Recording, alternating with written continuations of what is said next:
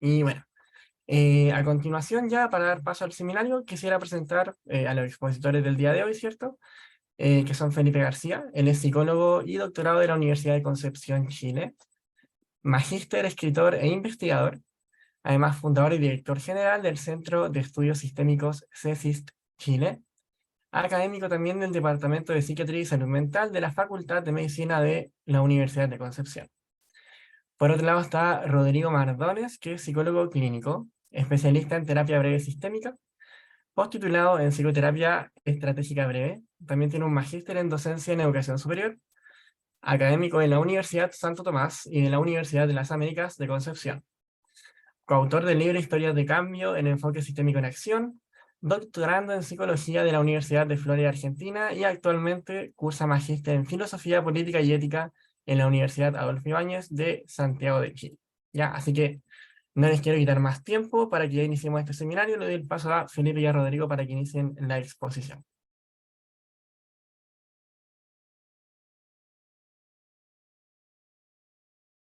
Parte Rodrigo Pardone, pero no sé, Rodrigo había tenido un pequeño inconveniente, no sé si prefieres que parta yo o lo haces tú. Estoy aquí, te iba a preguntar, ¿dispara usted o disparo yo?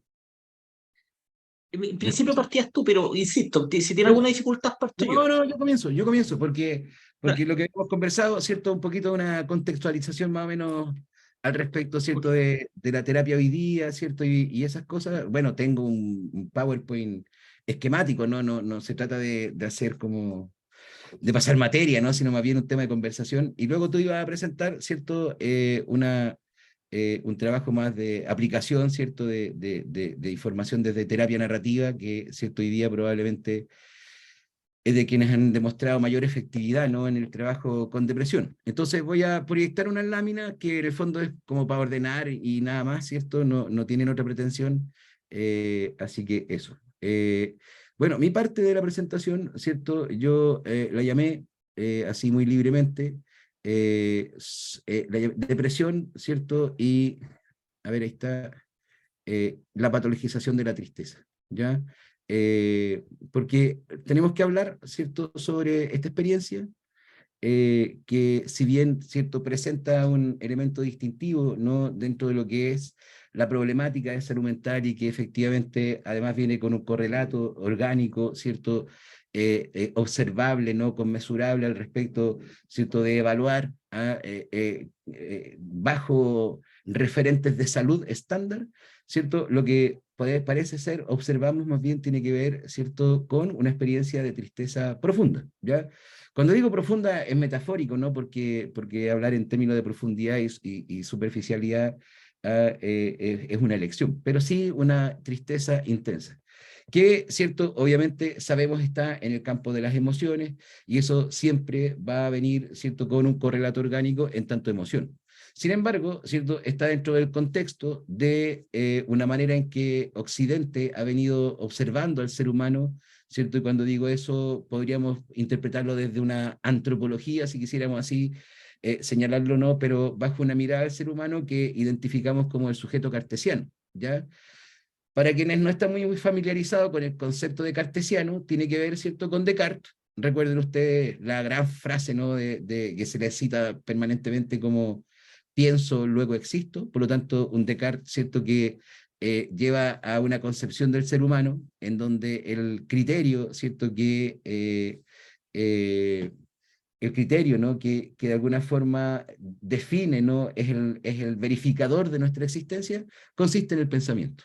Y eso lo va a situar, ¿cierto?, en una especie de dualismo que en esto, ¿cierto?, viene de alguna forma, podríamos decir, arrastrando Occidente desde Platón, ¿cierto? Y evidentemente cuando aparece el cristianismo lo potencia más, ¿no? Recuerden Platón y esta idea de que somos almas atrapadas en un cuerpo. ¿Ya? Y cuando aparece el cristianismo, ¿cierto? Ocurre también una especie de coincidencia, ¿cierto? De ideas y por lo tanto, ¿cierto? Continúa, ¿no? Hasta Descartes que va a plantear esta figura, ¿ya? Lo que hace que, de cierta manera, aún hoy, ¿cierto? A lo mejor de manera muy metafórica, pero irreflexivamente, todavía nos refiramos a nosotros mismos como, por ejemplo, teniendo un cuerpo. Yo tengo un cuerpo, tengo cuerpo. ¿Te das cuenta? Eh, hasta hacia atrás, hace un tiempo atrás, ¿no? Y ha sido todo un camino, ¿cierto? El pensar que uno podía ser, ¿cierto? Un sujeto atrapado en un cuerpo de un sexo diferente. ¿Te das cuenta? Así como que los cuerpos son envases sobre los cuales hay algo, ¿ya? Y ese algo, de alguna forma, Descartes lo fue planteando como, ¿cierto? El pensar y lo que está asociado a la mente.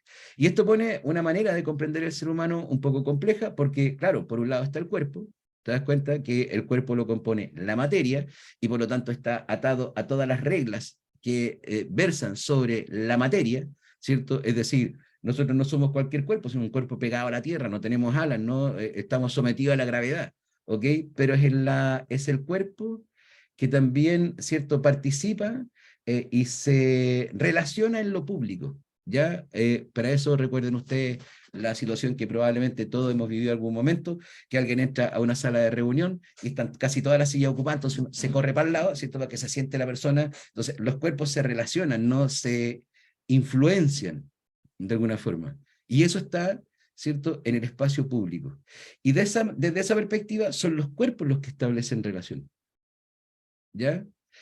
Cuando digo que establecen relación, porque todos también probablemente hemos tenido que pasar por la situación en la cual yo pensaba que alguien estaba en esta sintonía conmigo, en este estilo de relación conmigo, hasta cuando descubrí en los hechos que eso no ocurría.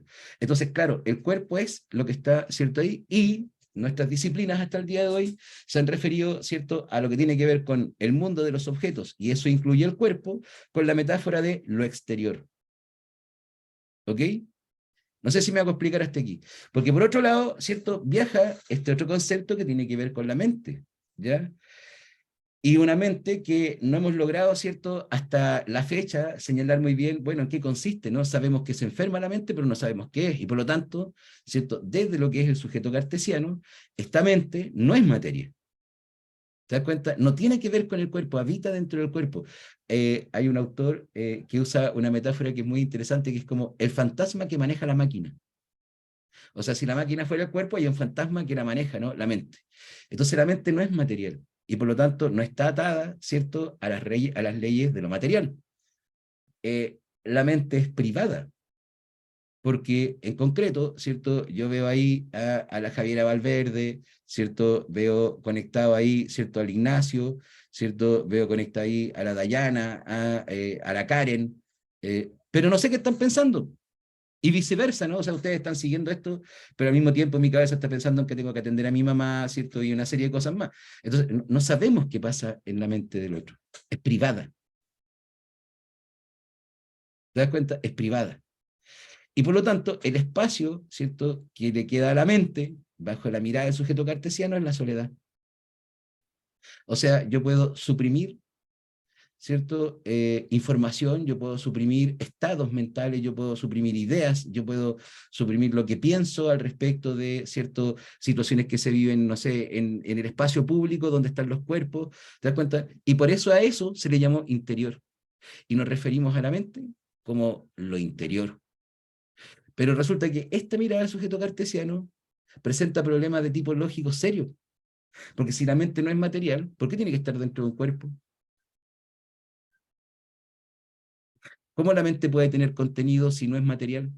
Entonces, bajo la misma figura, lo que estoy mostrando, ¿cierto?, es que de pronto hemos asumido categorías para referirnos a el ser humano que de verdad no hemos pensado bien. Y cuando digo eso no me refiero a cada uno de nosotros como sujeto, sino que además como disciplina. Pero este sujeto cartesiano es el que de alguna forma, ¿cierto?, nos ha llevado también a comprender las personas en términos de salud mental, ¿ya? Entonces hay gente que te dice, ¿qué piensa usted, profesor? ¿El tratamiento farmacológico, ¿cierto?, es recomendable para alguien con depresión? Entonces uno se queda pensando, ¿por qué esa pregunta? Ah, porque eso tiene que ver con el cerebro, ¿no? Con las neuronas y aquí y allá. Ah, entonces hay un tratamiento para el cuerpo, hay un tratamiento para la mente. ¿O es más efectiva la psicoterapia? ¿Te das cuenta? Tendemos a mirar esta decisión, ¿ya? Lo cierto es que somos cuerpo y lo cierto es que no podemos tener reportes de mentes sin cuerpos. Hasta ahora no hemos llegado a eso. ¿Ah? Es decir, ¿cierto? Hoy hay un sujeto en estado de coma. ¿Y su mente estará funcionando? No lo sabemos, hasta que no vuelva del coma. Y todas estas cosas raras, ¿no? Así como volvió del coma y escuchaba todo lo que decían los médicos. Bueno, ahora tenemos un reporte hablado de lo que él está diciendo, pero la verdad es que no sabemos si eso ocurrió, porque no existe la mente sin un cuerpo. El cerebro, ¿cierto? Y lo que entendemos como mente, y esa ligazón directa es otra falacia indemostrable. Sabemos, podemos mapear nuestras sinapsis y redes neuronales, pero no podemos observar desde el mapeo el contenido de nuestros pensamientos, cómo experimentamos nuestras emociones, no hay. Y ese problema hoy ha puesto justamente, ¿cierto?, en un dilema importante a la psiquiatría, ¿cierto?, y a la neurología, desde lo que fue el descubrir, por ejemplo, que el medicamento para el Alzheimer era una farsa, ¿cierto?, hasta hoy día mucho de lo que entendemos como antidepresivos, ¿ya? Todos puestos en cuestión. ¿Está mal? ¿Está bien? No, responde a una manera de comprender el ser humano. ¿Te das cuenta? Necesita, si va al psiquiatra, entonces, y tiene un psiquiatra, ¿cierto?, de alguna forma que ha observado, ¿cierto?, un problema en el paciente y es un sujeto, ¿cierto?, cauteloso, no sería extraño que le diga, mira, aquí tienes, ¿cierto?, tus remedios, tus pastillas, pero necesitas como un empujoncito, un apoyo en la psicoterapia, porque yo te estoy tratando el cuerpo, pero tú necesitas trabajar la mente. Otra vez la decisión, ¿lo ven? La idea de que hay un interior y un exterior, ¿cierto?, está ahí jugando. Y eso nos ha permitido, ¿cierto?, lamentablemente persistir en ideas al respecto de la mente que no tienen ninguna demostración científica, la que sí es exigible en nuestra disciplina. ¿Ah? Esta idea de una mente interna, interior, profundidad, ¿te das cuenta? ¿Y de dónde la sacamos? No, lo que pasa es que en el espacio profundo, es que los contenidos interiores de su mente, estamos hablando de una serie de metáforas. Y eso, ¿cierto? Hay que decirlo en voz alta, porque hasta aquí hemos avanzado, ¿cierto? Especialmente el siglo, mitad del siglo XX y siglo XXI, con una concepción del aparato mental que no es claro. El ejemplo clásico, ¿no?, es cómo, ¿cierto?, la homosexualidad deja de estar, ¿cierto?, en el DCM por votación. ¿Te das cuenta? No, no por un criterio de estudio, de investigación, sino que ¿a cuántos piensan? Ya levanten la mano, listo, y esto a punto de perder. Estuvo a punto de perder y que siguiera siendo considerada, te das cuenta, una patología. Entonces, esta manera de ver las cosas nos obliga también a pensar la terapia de otra forma, porque si de verdad estamos pensando, ¿cierto?, que esta forma de comprender la mente, ¿cierto?, se agota, entonces hay que mirar otros modelos de terapia u otras formas de operar. ¿Qué es lo que podemos decir? Bueno, no sabemos qué es la mente en general, ¿no? Si uno quisiera fíjate, llevarlo a la figura de un mensaje escrito. ¿Ya? La mente no es la mano que traza las líneas, tampoco es la pluma. Te das cuenta que tengo en la mano escribiendo, no es la tinta, no es el papel, es el conjunto. Ahí está el mensaje escrito. ¿Te das cuenta? Y cuando uno mira eso, ¿cierto?, tiene que empezar a asumir algunas ideas, ¿cierto?, que son importantes de concebir, que han venido desde la terapia, ¿cierto?, más narrativa, sistémica, que han venido, ¿cierto?, desde la terapia más dialéctica, ¿cierto?, en donde pareciera ser que una manera de comprender la mente está muy ligada, ¿cierto?, al lenguaje, y cuando digo lenguaje con mayúscula, ¿no?, en su amplio espectro, es decir, a la capacidad que tenemos para crear códigos que son transmitibles, ¿no? Y eso tiene que ver con el lenguaje oral, el cierto escrito, no verbal, musical, pictórico, matemático. ¿Te das cuenta? Ya, el ser humano, ¿cierto?, no solo lo distingue de los otros animales, la razón, sino que la capacidad de particular códigos, y que esos códigos se transformen en algo, ¿no?, generen algo en el espacio, ¿cierto?, material o empírico. Desde esa perspectiva, entonces, fíjate, la mente es una construcción social. Esto, cuando lo digo, hay gente que no le gusta, pero es una construcción social. Llegamos a este mundo y alguien nos cuidó, y ese alguien, ¿cierto?, nos puso un nombre, ese alguien nombró nuestras emociones. Te pusiste rojo cuando eras niño, ¿cierto?, o niña, y alguien dijo, oh, le dio vergüenza. Y de pronto alguien te quitó el juguete y te enojaste. Oh, no, no es bueno tener rabia. Entonces fui incorporando conceptos que fueron, de alguna manera, ¿cierto?, estableciendo, como diría Piaget, esquemas, ¿no?, en mi interior que me permitieron identificar, ¿cierto?, emociones, ¿cierto? Que me permitieron identificar, ¿cierto? Interacciones, personas, identidad, ¿cierto? Luego llegamos al colegio, el colegio instaló categorías, ¿no? Acuérdense de cuando uno era chico, iba a la escuela y le enseñaron, ¿cierto? Los medios de transporte, hay medios de transporte terrestre, ¿cierto? Acuático, ¿cierto? Aéreo, y entonces todo esto fue, en el fondo, una carga de conceptos que viene desde el lenguaje. Y por eso que cada uno de nosotros y cada una de nosotras no salió igual de la carrera de psicología o de trabajo social, ¿cierto? Si hay colegas de otras profesiones que trabajan con personas, una vez que pasamos por ahí. O no se acuerdan cuando estaban en psicopatología y empezaba el profesor episodio depresivo mayor y uno empezaba a escuchar y decía, yo tengo eso. Y después trastorno bipolar, no, retiro lo anterior, soy bipolar. Porque fuimos incorporando, ¿cierto?, categorías, fuimos incorporando un elenco conceptual que nos permitió, fíjate, construir lo que hoy día podemos entender como personalidad, que es más bien una identidad narrativa. Esta idea de consciente, preconsciente, inconsciente es indemostrable. Esta sí. La identidad narrativa sí. ¿Por qué? Porque todos tenemos, ¿cierto?, el sentido de mismidad. Hoy día yo estoy aquí transmitiendo Lota, casa de mis papás, departamento donde yo llegué chiquitito. Hoy día tengo 35 años, más 15, ¿ya?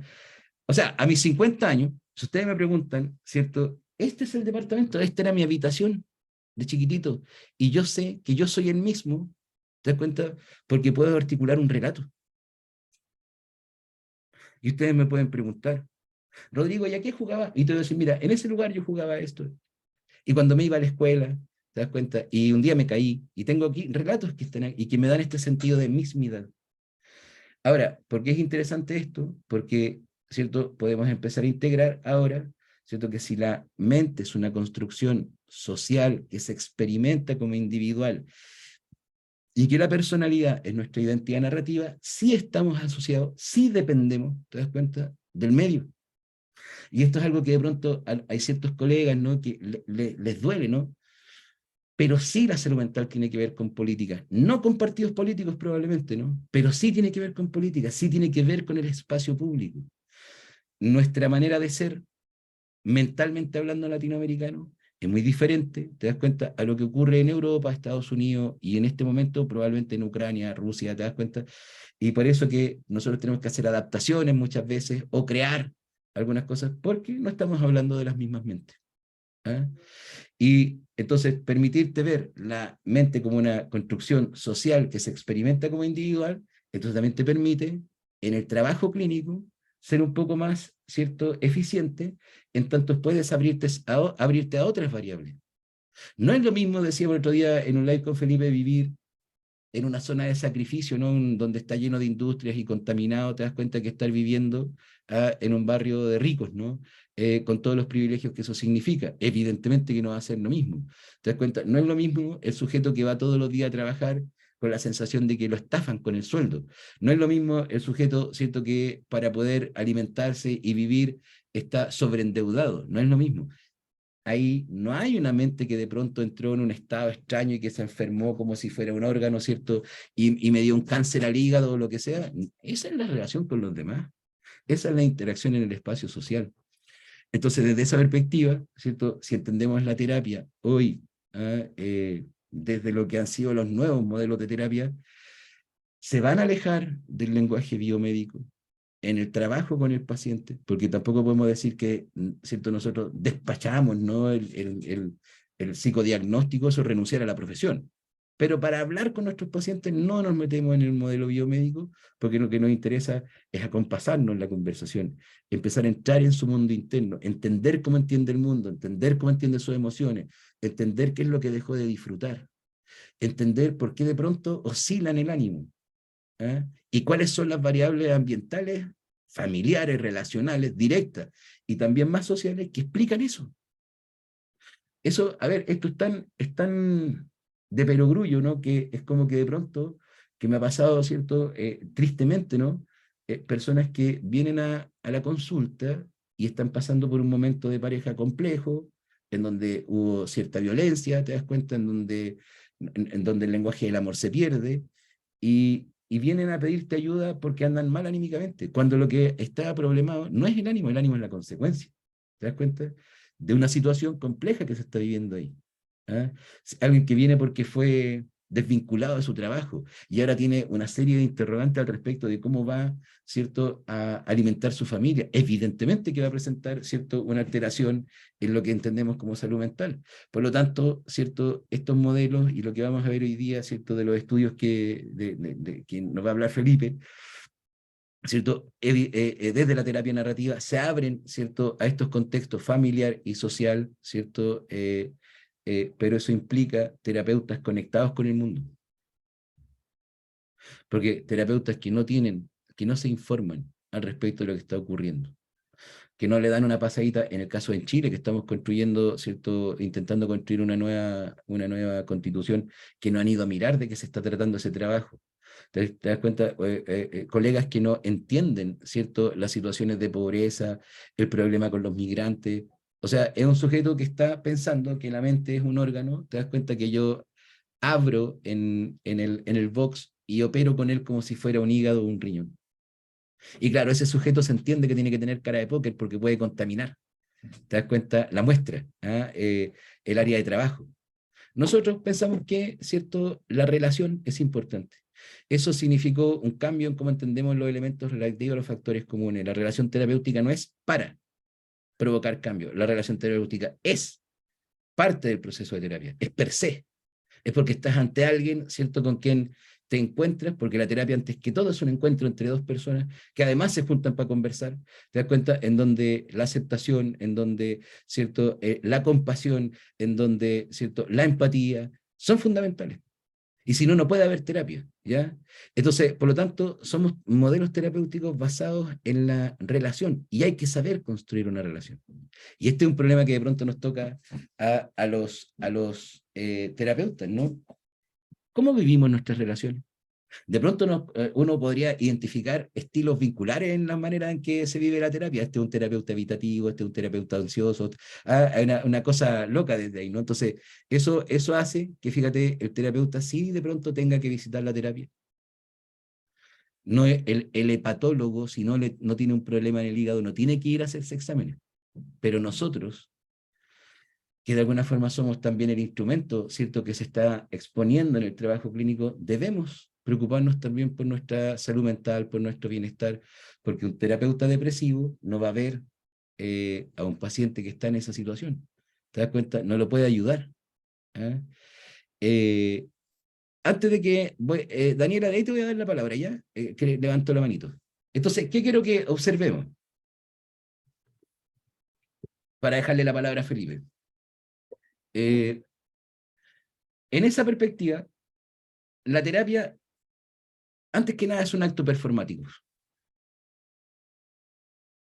Nosotros desarrollamos una performance cuando hacemos terapia, nos guste o no. ¿Ya? De hecho, hay una performance que se da como por sentada, obvia, ¿no? Mucho tiempo, muy enseñada, y aún en las universidades, ponga cara de póker cuando su paciente le habla, porque si usted hace un reflejo empático, va a alterar el tema. Entonces usted no puede, ¿cierto?, hacer, por ejemplo, autorrevelaciones. O no puede mostrar una emoción similar a la que está mostrando el paciente por compasión, porque usted va a contaminar el tema. Bueno, esa performance es la del psicópata, que no tiene ningún grado de conexión emocional con el otro. ¿Te das cuenta? Ese es el papel que te están pidiendo que juegue. La terapia es un acto performático, ¿cierto? Porque empezamos a construir un vínculo, ¿cierto? Y por eso que es importante formarse. Nosotros construimos una relación terapéutica que, no me entiendan mal, es sintética, pero no es artificial. Es sintética la manera en que desde la naturaleza hemos sacado, ¿cierto?, los químicos para crear una tableta, ¿ah?, una pastilla de algo. Nosotros, para poder, ¿cierto?, construir un vínculo terapéutico que sea efectivo, ¿cierto?, y que esté dentro de los cánones éticos, ¿cierto?, del trabajo clínico, hemos tenido que mirar cómo se relacionan las personas que son significativas entre ellas. Y nos damos cuenta que se miran a los ojos. Nos damos cuenta que de pronto imitan la postura sin querer, ¿no? Están conversando y uno mueve la cabeza para el lado y el otro también. ¿Ya? Uno se cierra de brazos y el otro también. Ya, fíjate, estamos mirando eso. Nos damos cuenta de que hay alguien que siempre está haciendo un reporte que te está escuchando y de pronto muestra parte de sí. ¿Te das cuenta? Porque hablar consiste en mostrar. Entonces, desde esa perspectiva, fíjate, nosotros, cuando llega un paciente, genuinamente, tenemos que poner técnicas que nos permitan construir un vínculo. Y eso es importante. ¿Por qué? porque esto es una performance. Si no lo es, entonces habría que asumir que ustedes y yo hacemos terapia en donde sea que nos pilló el paciente. ¿Ya? Y eso no es así, pues, sabemos que no es así. Ninguno anda haciendo terapia caminando por el mall, ¿cierto? O cosas por el estilo, a no ser que sea una estrategia, ¿no? Específica, resolver un tema de fobia social, no sé, agorafobia, ya, pero en general la terapia la hacemos en un box. Los que hacemos terapia aquí, ¿cierto? En modalidad online, nos fijamos de nuestro setting, ¿no? Este es mi setting terapéutico. ¿Ya?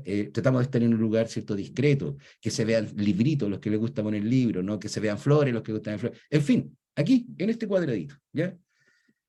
Entonces tenemos un escenario, ¿ya? Con nuestros pacientes o consultantes, no hablamos como hablamos con nuestra pareja, no hablamos como hablamos con nuestros hijos, no hablamos como hablamos con nuestros amigos. Cuidamos la forma de hablar, no solo en la prosodia. Nosotros tenemos una pauta de conversación, evidencia los modelos. No es lo mismo, ¿cierto?, que yo entre terapia le diga, ¿cierto?, a José, que está ahí, José, háblame de tu niñez. Ese es un guión. ¿Te das cuenta? ¿Por qué le voy a preguntar de la niñez? Ah, bueno, porque yo sospecho que hay causas que explican que hoy día le esté pasando esto, ¿ya? Pero otra cosa es que yo le diga, José, ¿a qué te dedicas? Ese es otro guión. Porque quiero acentuar la fase social, ¿te das cuenta? Y quiero escuchar recursos. ¿Ah? Entonces, ¿cómo hablamos? Nosotros no llegamos y hablamos de lo primero que se nos ocurre. Entonces, esta performance la tienes que conocer. Tienes que saber el guión que estás desempeñando ante el trabajo con alguien. ¿Cómo nos comportamos? Cuidamos los gestos, no llegamos y hacemos, ¿cierto? Cualquier gesto afectivo, sino que somos cuidadosos. Nos cuidamos en cómo vestimos. ¿Ah? Es decir, nadie llega en verano con short y hawaiana a atender a un paciente, ¿te das cuenta? Sino que nos cuidamos. Y por lo tanto, la gran pregunta es, ¿qué papel estás jugando? El papel que estás jugando, si no lo has reflexionado, es el que te dice la teoría del enfoque en el que estás. Y esa teoría, toda teoría, siempre debe ser cuestionada. Para eso son. ¿Ya? Y ahora lo que vamos a hacer es escuchar a Felipe, ¿cierto?, que nos va a mostrar, ¿cierto?, tratamientos que se han hecho a través de terapia narrativa y su nivel de impacto. Pero alguien había levantado la mano, no sé si quiere, todavía tiene la pregunta, la quiere hacer y eso. Y agradezco el momentito que me escucharon. Tienen los audios silenciados los participantes, Ah, Rodrigo, así que a menos que levante la mano de nuevo, no se les va a poder dar la palabra. Quiero agregar mientras aparece o reaparece de que efectivamente está la pregunta sobre si hay alguna profundización. Efectivamente, pronto vamos a iniciar el diplomado en terapia breve de la depresión. Y ahí se va a profundizar tanto lo que plantea Rodrigo como lo que voy a plantear yo. De hecho, lo que voy a plantear yo en ese diplomado va a ser más escueto, ¿no? Aquí va a ser más elaborado, aunque no lo crean, ¿no? Porque el diplomado está centrado más bien en la técnica. Y lo que voy a mostrar a continuación es investigación, ¿no? Rayel, ahí está, ahí levantó la mano. No sé si Daniel le puede dar la palabra. Hola, ¿me escuchan? Ahí está, te escuchamos. Bueno, no, en realidad yo quería hacer un comentario más que nada, porque, bueno, yo no soy estudiante de psicología, ni tampoco soy de alguna carrera a fines de salud mental, sino que soy profesora. Entonces siento que esto igual, por ejemplo, aborda no solo con los pacientes, sino que con los alumnos también, porque obviamente nosotros como profesores vamos a tener distintos tipos de alumnos y distintos tipos de estudiantes que van a bueno, pueden tener perfiles de depresión, de ansiedad, entonces eso quería decir que igual podemos abordarlo más que nada también a los estudiantes de pedagogía y no son tan solo a los estudiantes que estudian algo con salud. Eso. Gracias. o sea, para no alargarme, ¿no? Ahora, o sea, es cierto, porque fíjate, dentro de todo lo que he explicado un poquito, ¿no? El hecho de no tener claro, ¿cierto?, que en la mente y decir que sí lo tenemos claro con cierta arrogancia, ha hecho que también muchas disciplinas, como entre ellas la pedagogía, se haya acercado, ¿no? Se arrimó a este árbol, ¿no? Que de verdad, ¿cierto?, está complejo en eso. Y por lo tanto, ¿cierto?, no es extraño que carreras como las que estudia, ¿cierto?, Rayen y otros más han tenido que, por ejemplo, pasar por la falacia del desarrollo psicosexual de Freud y creer que de verdad hay una etapa de oral, ¿cierto?, y otra anal y otra. ninguna demostrada, ¿te das cuenta? Pero claro, nos calza, nos da orden y mucha gente, ¿cierto? Se abraza a eso como una doctrina porque le da miedo, ¿cierto? Tener que reconocer de que, bueno, hay otros campos que explorar y explorar siempre da miedo, ¿te das cuenta? Entonces, sí, yo creo que eso tiene un compromiso, ¿te das cuenta? Con las otras disciplinas, en tanto hemos enseñado cosas que no son claras, ¿ya? Bueno, no le quito más el espacio a mi colega y amigo ahí, Felipe, todo suyo. Perfecto, muchas gracias, Rodrigo. Bueno, igual en todo caso, aparte de lo que ha planteado Rodrigo, está también escrito en el prólogo que escribe Rodrigo justamente de un libro que vamos a publicar y que va a salir ahora en agosto, ¿no? Se llama Terapia Breve para el Trauma, Terapia Sistémica Breve para el Trauma, un protocolo de intervención. Es un libro que ya está en imprenta y que está escrito por Marc Bellebach, Pablo Conchillo, y que Rodrigo prologa, y ahí habla este tema que está interesante del aspecto performativo, ¿no? De la terapia, ¿no? Como una actuación, ¿no? Y todo este elemento que él ha planteado. Pero bueno, yo voy a plantear de otra cosa, ¿no? Yo en el diplomado de terapia breve de la depresión voy a hacer un módulo sobre terapia narrativa y cognitiva de la depresión. Ya es un módulo que está orientado principalmente a enseñar el cómo, ¿no? Cómo se hace la terapia desde un enfoque cognitivo y narrativo, ¿no? Ahora no voy a hacer eso, sí voy a mostrar un poco las técnicas, pero más bien mencionarlas, porque les voy a hablar de los fundamentos de eso, porque ustedes dirán, no, ¿por qué enseñar terapia narrativa si la terapia narrativa en los listados, ¿no? que enuncia las APA de las terapias que funcionan con la depresión no aparece, ¿no? Y eso es lo que quiero explicar, ¿no? Voy a entonces compartir diapo y voy a hablarle un poco lo que yo tenía planificado hoy día, que es justamente lo que da título a este encuentro nuestro, ¿no? Aportes de la terapia narrativa por el abordaje de la depresión. Lo cierto es que la terapia narrativa tiene dos dificultades para poder demostrar que sirve, que funciona, ¿no? La primera es que es un modelo relativamente nuevo, ¿no? Si consideramos que el enfoque conductual sale en los 50, el elemento cognitivo en los 60, y recién en los 90 es que se populariza la terapia narrativa, o sea, estoy hablando 40 años después. Y por lo tanto la evidencia acumulada es claramente menor que lo que pueden tener enfoque como cognitivo-conductual, pero mayor que lo que han mostrado hasta la fecha enfoques como el psicodinámico y el humanismo, ¿no? La segunda desventaja es que hay ciertos autores, ¿no? Del modelo narrativo que yo admiro sin duda, ¿no? Como David Epstein, que plantea que la mejor evidencia de la eficacia de la terapia narrativa son las cartas que él recibe de sus pacientes señalando lo mucho que les sirvió. Y es cierto, yo como terapeuta, cuando un consultante me dice al final de la terapia que esto fue valioso para él o para ella, yo me siento muy reconfortado también, ¿no? Y siento que lo que yo he hecho ha servido. Pero eso no excluye lo segundo, no excluye la investigación, porque una cosa es lo que uno obtiene como resultado individual y otra cosa muy distinta es cuando uno puede mostrar, ¿no? Que un modelo determinado tiene resultados efectivos en una población, ¿no? Son dos niveles distintos, no excluyentes el uno con el otro. Contándole una anécdota, una vez un grupo de alumnos hizo una intervención, un taller, con un grupo de adultos mayores, ¿no? Aplicó un instrumento PRE sobre estado anímico y aparecía Mel. Luego del taller, que duró un mes, aplicaron de nuevo la encuesta y el estado de ánimo parecía como eufórico, así como maníaco casi. O sea, ellos decían, wow, el taller fue, no pensamos jamás que este taller iba a tener un resultado tan bueno, ¿no? Y yo los miro y les digo, la verdad es que no podemos atribuir necesariamente a la intervención del taller el estado eufórico de los adultos mayores, porque días antes de la evaluación post, Chile fue por primera vez en la historia campeón de la Copa América. Y perfectamente, por lo tanto, esa euforia podía deberse a el campeonato sudamericano, ¿no? Y no a la intervención del taller. ¿Qué faltó? ¿Qué falló? No había grupo control. Si hubiésemos tenido un grupo control con el cual hubiéramos comparado, ¿no? Si están todos eufóricos, significa que fue el campeonato, pero si solamente estaba alto o estaba más alto el grupo de la intervención de taller, entonces sí podíamos atribuirle al taller un efecto sobre el estado anímico, ¿no? De ahí la importancia de la investigación. Yo soy investigador, ¿no? Quienes me conocen saben que yo publico mucho en investigación, hago investigación en psicoterapia, y como yo trabajo desde una perspectiva sistémica breve, y la perspectiva sistémica breve, uno de sus componentes centrales en la terapia narrativa, a mí me interesó estudiar la terapia narrativa desde que empecé con este tema de la investigación. Y estaba solo en el desierto, ¿no?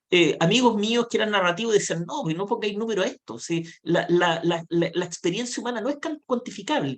Tienen razón, pero yo estoy evaluando la experiencia humana. Estoy evaluando el efecto que puede provocar una intervención en ciertas variables que tienen que estar validadas, ¿no? Entre ellos la depresión. ¿Ya? Entonces, ¿y por qué puedo hacerlo? ¿Por qué podemos hacerlo? Porque la terapia narrativa tiene ciertas características que la hacen susceptible a la investigación. En primer lugar, es un modelo pragmático. El modelo pragmático significa que busca activamente tener un resultado, no hace disquisiciones de filosofía, de epistemología con los consultantes, ¿no? Lo que busca es que el consultante resuelva algo que le está afectando. Es un enfoque pragmático, ¿no? Como también lo es el enfoque cognitivo. Además, un enfoque que tiene objetivos claros, o sea, sabemos, y de hecho le preguntamos a los consultantes qué es lo que desean obtener en terapia. No son objetivos vagos, ambiguos, a largo plazo, como ocurre con otros modelos. Traten de no rayar y creo que el moderador tiene la posibilidad de desactivar que los alumnos empiecen a rayar. ¿Ya? De hecho, leí ahí que era Carmen quien leyó, quien rayó, pero tengan cuidado, por favor. Tengan cuidado con eso porque genera desorden en una oportunidad, ¿no?, que tenemos nosotros de conversar y de dialogar. Lo tercero es que el enfoque narrativo tiene plazos definidos, o sea, se busca, ese fue Mauricio Salín, por si acaso, están nombrando los que rayan, ¿ya?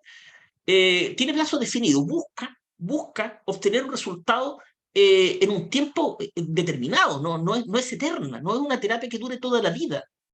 Es más, un terapeuta narrativo, mientras más pronto se aparezca de la vida de los consultantes, mejor. En la medida que los consultantes toman el control de su propia vida, es mejor para un terapeuta narrativo. Y además, sus prácticas, sus procedimientos y sus técnicas son transferibles. Eso significa que se pueden enseñar y se pueden protocolizar. Entonces, si tiene todas estas características, claramente, Mauricio nuevamente Rey, claramente se puede estudiar como se estudian otros modelos como los enfoques cognitivo-conductuales. Hagámoslo. Aunque a esto no le guste, aunque a mis amigos narrativos no les guste, se puede hacer, hagámoslo y veamos qué obtenemos con eso. Y eso fue lo que me llevó el año 2007. Y esto es interesante, ¿no? Porque el año 2007 fue, yo no quiero decir que fue precursor de los estudios controlados en terapia narrativa, yo creo que hay otros, ¿no? Solo que no los conozco. Fue uno de los primeros estudios, yo diría, publicados, y el primero en español sin duda, de un ensayo controlado con terapia narrativa. Ocurre aquí en concreto.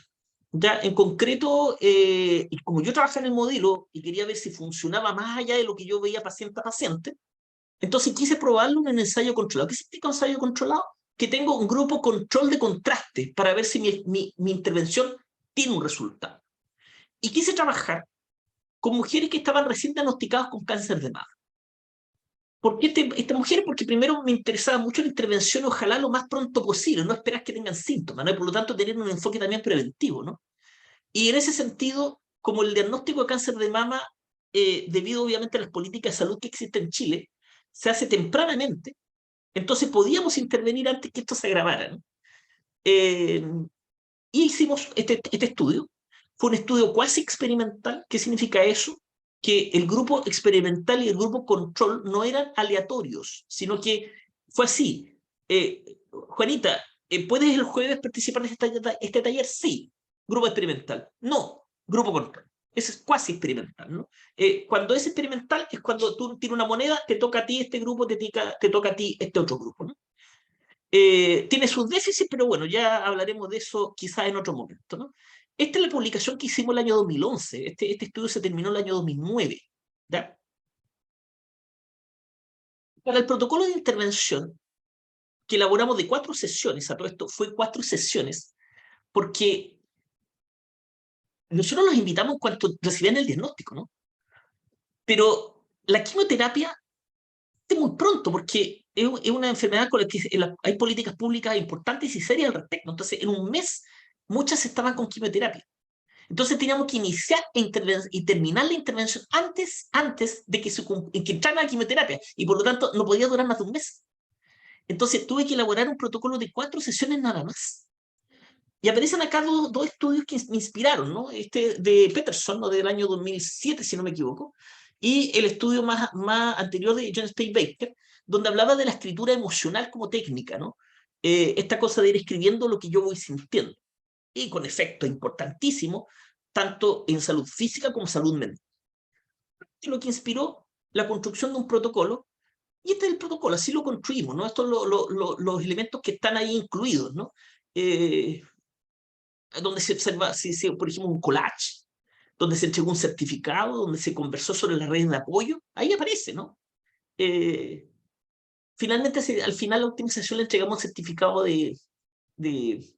por los logros que habían obtenido en estas intervenciones tan breves. Acá, a continuación, es uno de los collages de una de las participantes, ¿no?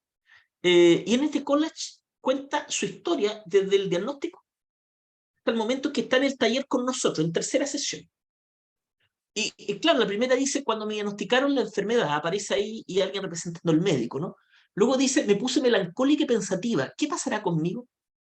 Al contar su historia, la tercera dice, después de la operación estaba feliz porque no me sacaron la mama. Ella había tenido la mastectomía, pero no había iniciado quimioterapia, ¿no? Luego dice, me sentí rodeada por mi familia y amigos, ¿no? Luego dice, en terapia con mis amigas, la cual ha sido fundamental para mí, ¿no? Es que es la terapia, el taller que estamos haciendo, que son talleres, ¿no? Me siento como una reina, y finalmente dice, sigo teniendo el apoyo o el amor de mi marido, de mi esposo, ¿no? Eso es lo que dice ella en este collage, ¿no? Este collage lo que busca es la reescritura, ¿no? El ser capaz de tomar esta enfermedad, tomar este diagnóstico y elaborar un relato que de alguna manera la haga sentir competente, ¿ya? Y este relato que ustedes están leyendo acá claramente va en ese sentido, ¿no? ¿Qué resultados tuvimos? Lo que están viendo acá. Grupo experimental, grupo control. 12 puntos al iniciar con la escala de depresión, ¿no? Que usamos la de Beck. 14 en el grupo control, ¿no? El grupo en el post, 4 semanas después, ahí está en naranja. El grupo experimental bajó a 8, y en cambio el grupo control subió a 16. Es la mitad.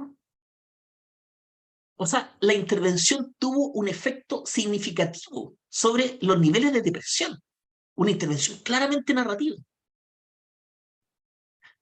Hicimos, bueno, controlamos el pre a través de una prueba de covarianza, ANCOVA, ¿no? Pero eso ya nuevamente me meto en tema estadístico que para qué voy a explicar acá, ¿no? Luego el seguimiento solamente está en el grupo experimental, porque el grupo control era lista de espera, y por lo tanto, luego que terminaban las 4 semanas, interveníamos individualmente con ellas. Lo hacía yo.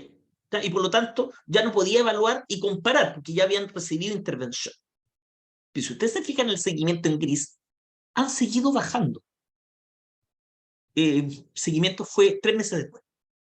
Han seguido bajando 3 meses después de terminar la intervención. Y eso a mí me dejó súper contento. O sea, dije, vale, entonces eso significa que esto sirve. Y sirve más allá, insisto, lo que yo obtengo como resultado individual. Entonces empecé a indagar. Todo esto, en este libro de Ítalo Latorre, yo cuento como más la experiencia terapéutica de estos talleres, ¿no? Porque en la publicación que mostré al principio es más bien en lo estadístico. No aparece mucho de lo terapéutico, pero aquí sí. Si te encuentran el libro, ahí está mi capítulo.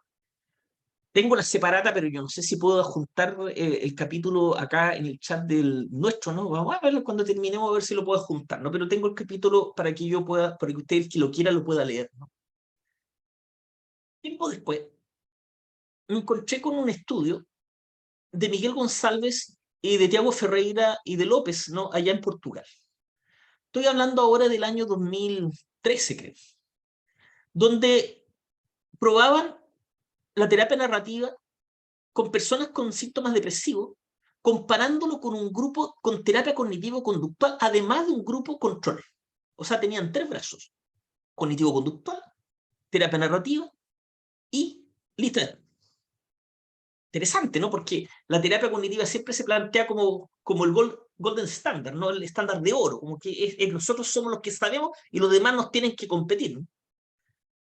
Y los resultados, esto el manual, no se lo puedo compartir porque si bien Miguel me lo envía, es de circulación restringida, me la envía como somos terapeutas, ¿no? Pero sí están las publicaciones, ¿no? Que ya mostraré, ¿no?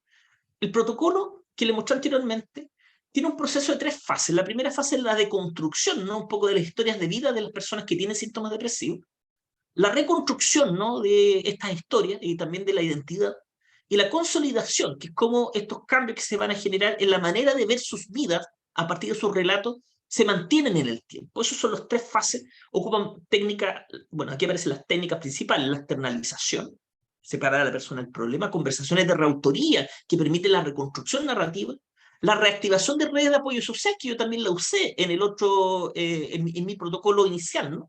Exploración de resultados únicos, que es lo mismo que o pareció las excepciones, el buscar momentos donde la persona sí se haya sentido competente, sí haya obtenido algún logro importante, etc. Y ceremonias de definición, que generalmente son tipo ritual, de paso, ¿no? Entre un momento y otro, un momento en que a lo mejor yo dejo atrás una identidad más depresiva y asumo una identidad más competente, ¿no? O un momento en que dejo atrás a esta persona que necesitaba terapia y asumo una nueva identidad de una persona que es capaz de seguir con su vida, ¿no? Esas son las ceremonias de definición. Estas son 2 publicaciones de ellos, de este grupo. López la encabeza, pero el autor por correspondencia González. En la primera publicación es el pre-post, en la segunda publicación incluye el seguimiento, en muy buenas revistas. Y los resultados que obtienen son estos. Fíjense, quizás, bueno, a mí me cuesta más entender, pero son dos escalas, ¿no? Ocuparon el BDI, el mismo que ocupé yo en la escala de Beck, y los 2 grupos bajaron los puntajes en el BDI. Los 2 grupos bajaron los puntajes en el BDI y no hay diferencia significativa entre ellos. Si bien el enfoque... no hay diferencia significativa, ¿no? Y medidos por el OQ, OQ es una escala que mide no solamente salud mental, sino también adecuación social, entre otros. La terapia cognitivo-conductual había bajado menos su puntaje que lo que bajó en la terapia cognitivo-conductual. A grosso modo, porque mientras más bajo, mejor, ¿no? En el BDI había tenido algo mejor lo cognitivo-conductual, pero una escala global que mide la salud mental en todo sentido, el que tuvo más baja fue el enfoque narrativo, y por lo tanto tenía más o menos un empate. Y ese empate se mantiene en el seguimiento 6 meses después. En otras palabras, estoy diciendo que la terapia cognitiva no es superior a la terapia narrativa. Son resultados equivalentes los que obtienen. Son 2 caminos distintos para llegar al mismo fin. Y en ese sentido, personas como yo que se sienten mucho más cómodos trabajando en un enfoque narrativo, claramente es una buena noticia esta, ¿no? Y nosotros, nuestro grupo de investigación, el año 2016, 17, yo había leído ya lo de González, había hecho este estudio, me adjudicó un Fondesit, ¿no? Para estudiar si la terapia sistémica breve tenía algún efecto sobre la salud mental en personas que han vivido un evento altamente estresante. Como usted muy bien sabe, cuando uno vive un evento altamente estresante, como un duelo, como la pérdida de un empleo, los síntomas depresivos son una de las consecuencias más comunes. Por lo tanto, nosotros queríamos evaluar el resultado de la intervención, entre otras cosas, sobre los síntomas depresivos, que es lo que nos importa. El protocolo que tienen ahí, que también se los puedo compartir, ¿no? Está elaborado por mi persona, que está en primer lugar, Rodrigo, que está aquí presente, está también Pablo Concha, está Marbella. Ahí dice la fecha de la elaboración del protocolo, que es el año 2019, ¿no? Esa es la fecha que elaboramos el protocolo. El protocolo tenía un proceso de 4 fases, también eran 4 sesiones. A mí me han preguntado mucho por qué 4 sesiones. Bueno, 4 sesiones porque quedé pegado con el primer estudio. No era necesario 4 sesiones, ¿no? Pero como yo logré un buen resultado con 4 sesiones el año 2009, entonces el año 2019 dije, bueno, ¿para qué más ponerle más sesiones, no? Sobre todo trabajando con personas que han vivido experiencias recientes de estrés. La primera sesión es construyendo la experiencia de terapia y claramente, por ejemplo, uno de los elementos más importantes es conformar la relación terapéutica. La segunda sesión es la llegada sobreviviendo. Y ahí es donde nosotros elicitábamos narrativas donde la persona podía verse a sí mismo no como una víctima, sino como un sobreviviente. Es decir, una persona que vivió evidentemente un evento altamente estresante, pero que está aquí, frente a nosotros, conversando. O sea, fue capaz de seguir a pesar de ese evento, ¿no?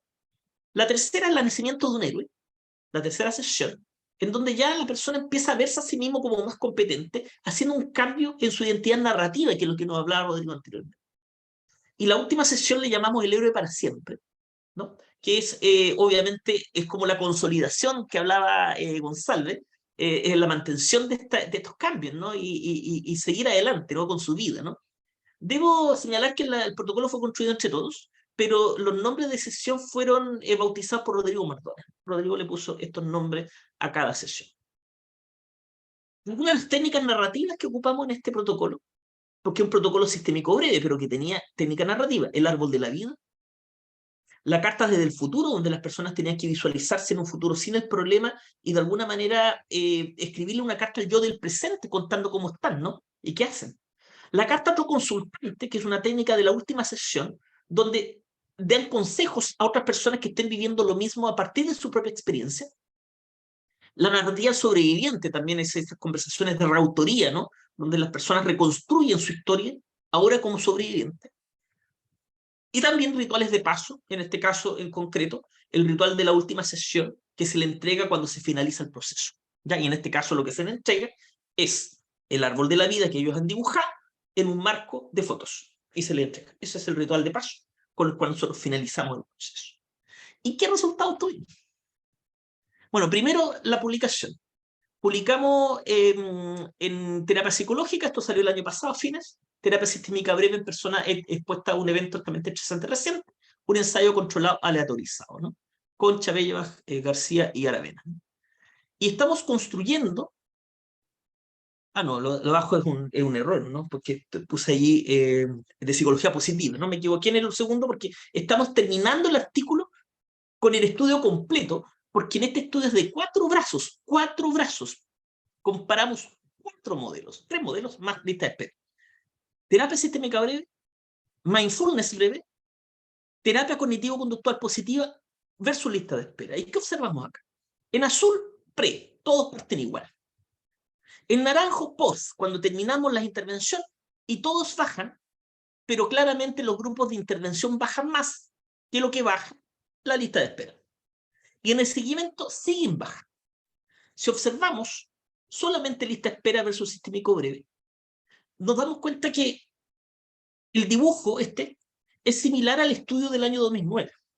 O sea, hay un efecto sobre la depresión y luego hay un efecto en el seguimiento.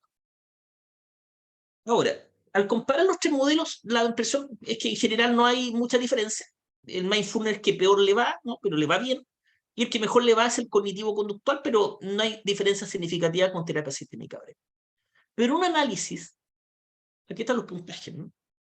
Las medias, ¿no? El post y el seguimiento. Lista espera no tiene seguimiento porque reciben intervención individual cuando termina el otro grupo, ¿no?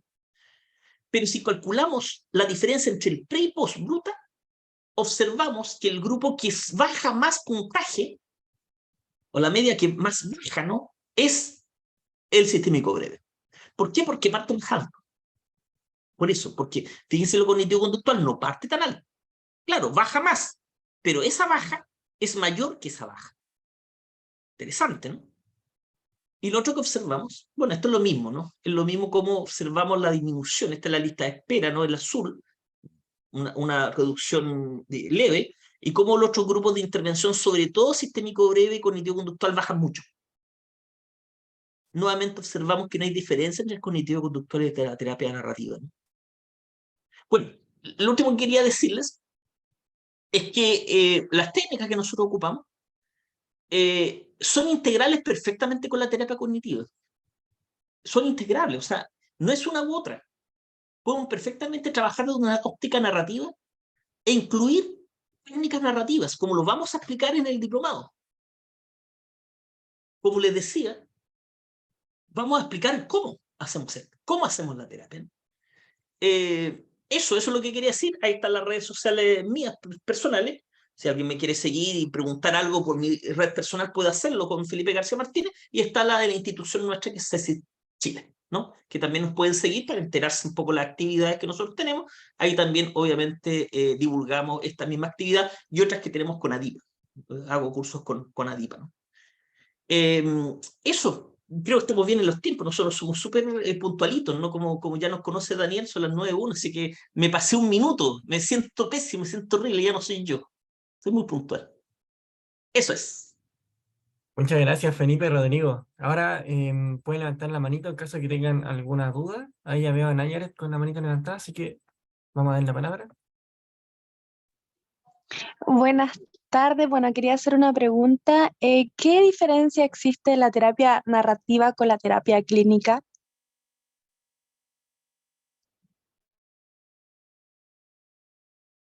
Disculpa, ¿a qué te refieres con terapia clínica?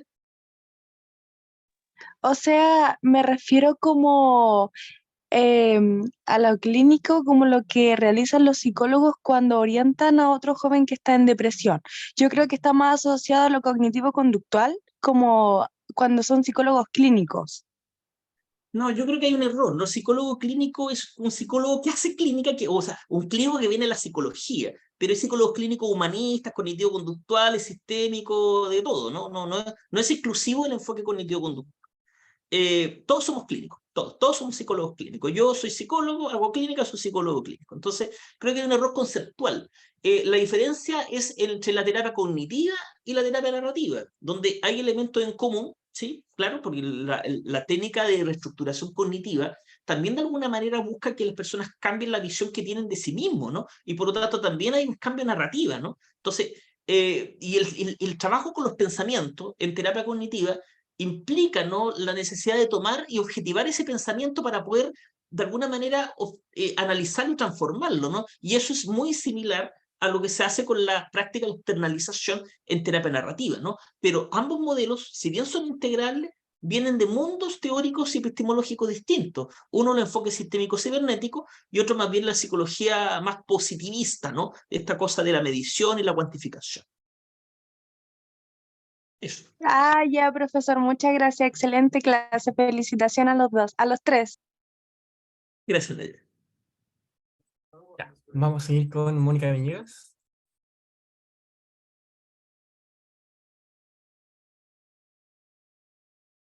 No sé si Mónica estará por ahí.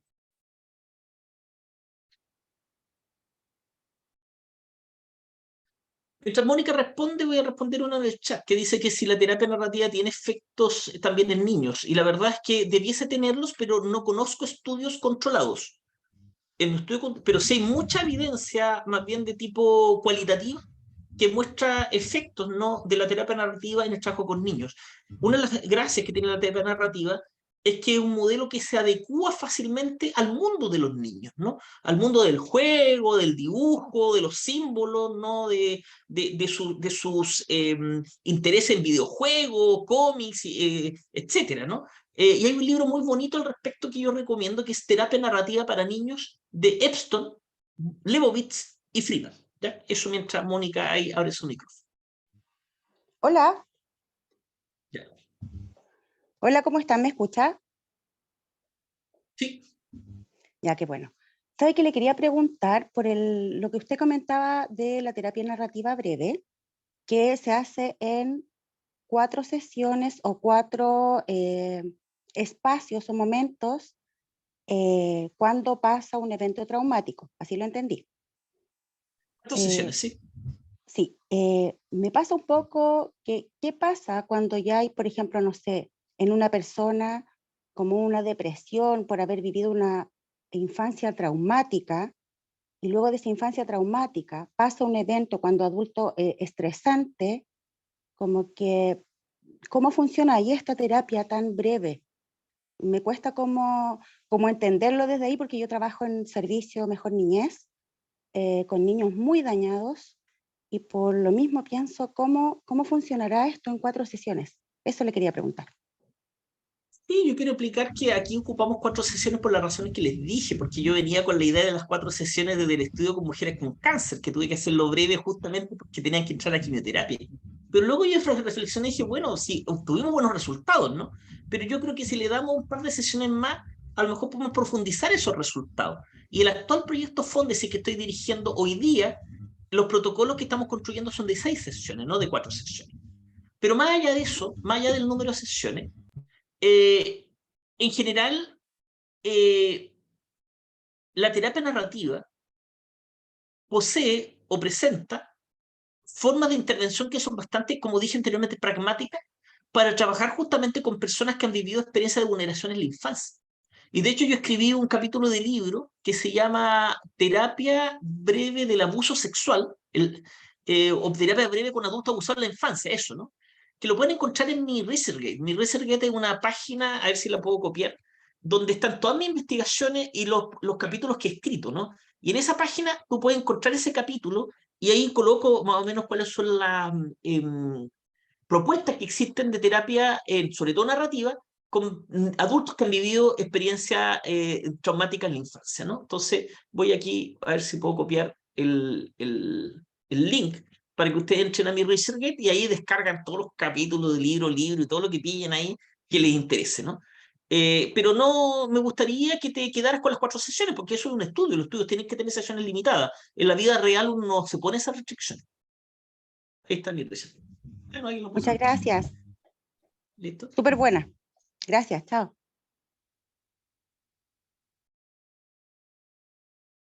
Bueno, ahora vamos con Javier Villalobos.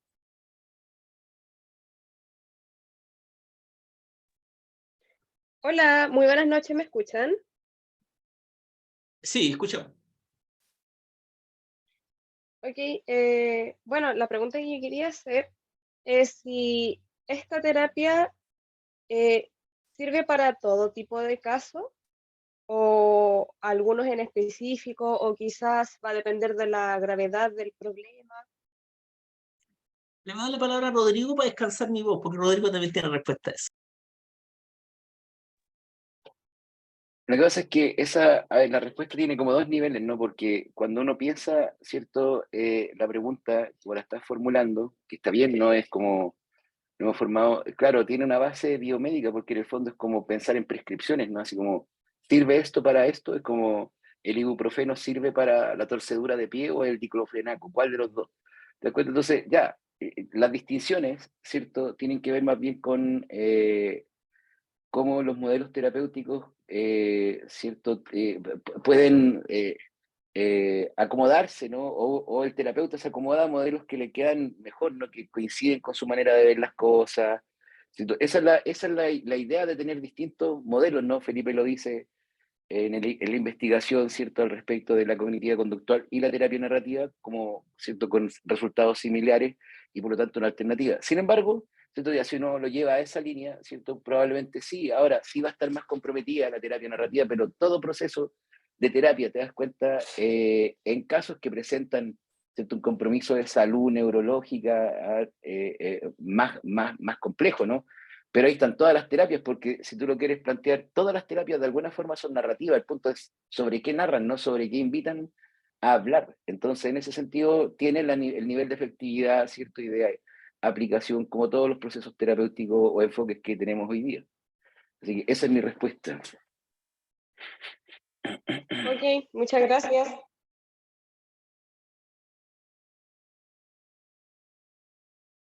Ahora, Jorge Escobar. Hola, soy estudiante de psicología de 4º año y tengo una duda específica, que es ¿cuál sería la principal diferencia en la sintomatología depresiva entre niños o NNA y adultos? Ya, mira, en eso hay que observar algunos elementos importantes, porque un niño, una niña o incluso un adolescente deprimido, uno tendría que preguntarse, ¿cierto?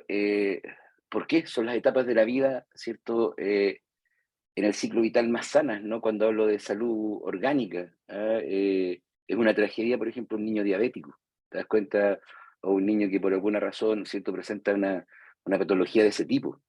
Eso también ocurre en el área de la salud mental. Entonces, cuando yo tengo un niño, niña, adolescente que presenta sintomatología depresiva, la primera pregunta, ¿cierto? Y esa no hay que soltarla hasta despejar la variable, es que ese niño, niña o adolescente no está siendo víctima de maltrato.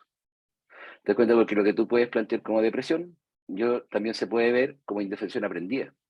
Entonces, antes que nada, te das cuenta, sobre todo porque un niño, ¿cierto? Los mecanismos, ¿no? Sobre los cuales empiezan, visto desde la cognitiva conductual, te das cuenta, o desde una perspectiva incluso más conductista, a observarse en un sujeto adulto deprimido, no tienen razón de ser.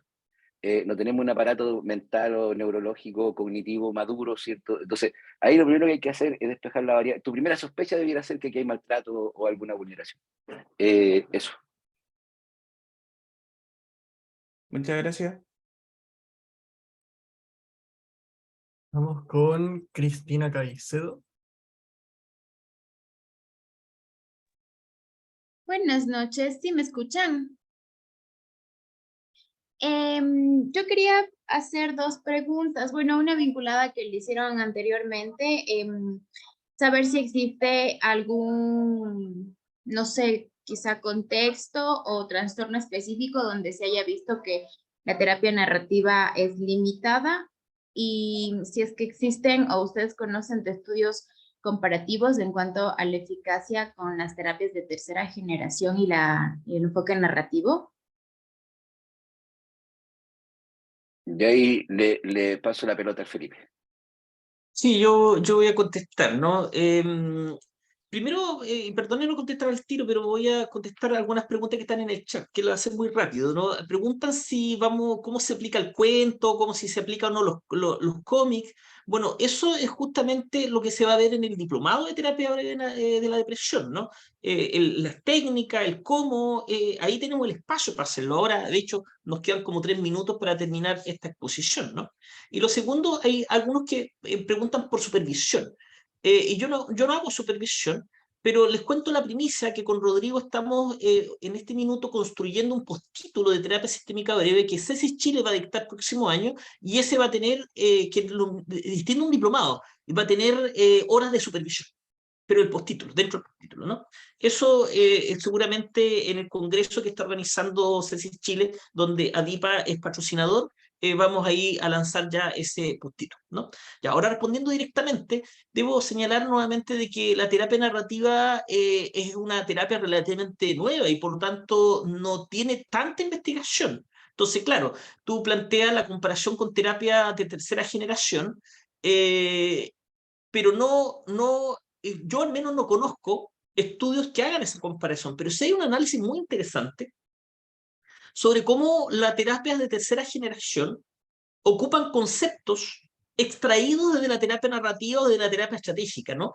Hay un artículo que publicó Oscar González, bueno, González también, ¿no?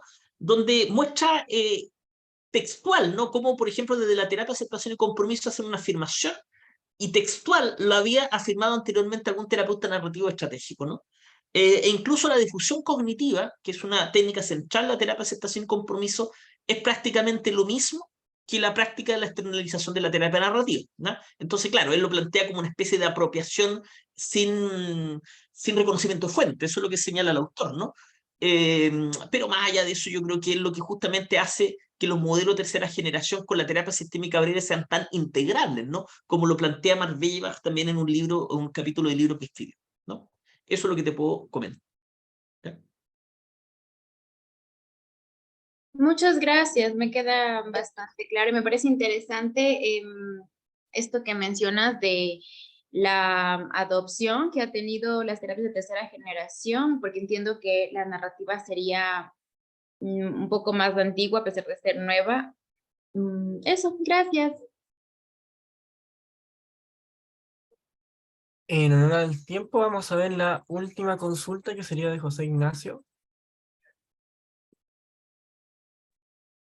Vale, más que una consulta, agradecer a Felipe y a Rodrigo por la exposición y más que nada comentarle a Felipe que me pasó algo muy chistoso, que yo no tenía idea de quién iba a dictar este curso ni nada, pero el nombre de Felipe me sonaba de algo y me di cuenta que era porque había comprado hace un tiempo el libro y ahí estaba la conexión, así que aún no lo he Sí, leído, pero problema de justamente lo voy a solución. hacer. Sí. Así que eso. Vale, muchas gracias. Bueno, les quiero agradecer a todos y a todas por la participación, y obviamente también a Felipe y a Rodrigo por esta excelente charla que han dictado el día de hoy. Así que ahora vamos a parar la grabación.